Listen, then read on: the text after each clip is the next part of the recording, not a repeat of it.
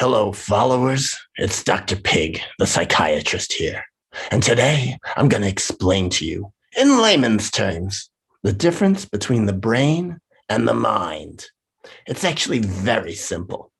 The brain is the thing between your ears, all that gray, mushy stuff that defines your thoughts, your behavior, your character, your personality, and whatever pathological deficits you have in those areas. Your brain is created and controlled by your genetics.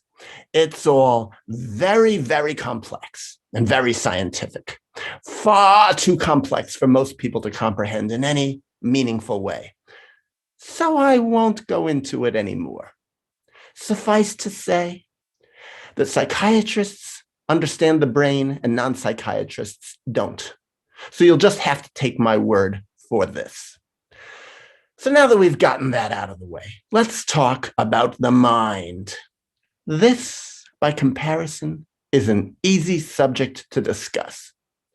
The bottom line is that the mind is a fanciful idea created by lesser people, like psychologists and social workers, to give themselves something to spend their days thinking about.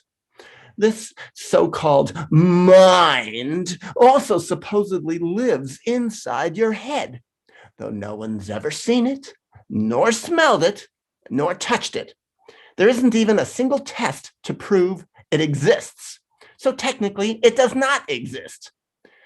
Personally, I like to think of it as the imaginary friend of a weak person's brain.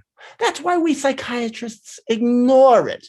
Except, of course, when patients come into our offices and complain about it, and oh, how they complain about it, in which case we treat it like any other delusion, and we drug it. Oh, and we have lots of wonderful drugs to make it go away.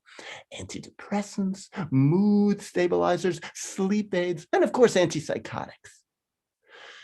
We also have all sorts of labels by which we can diagnose the mind in order to fool the people who believe in it into feeling that we are taking them seriously, and also so that their insurance companies will pay us. And oh, they pay us so well.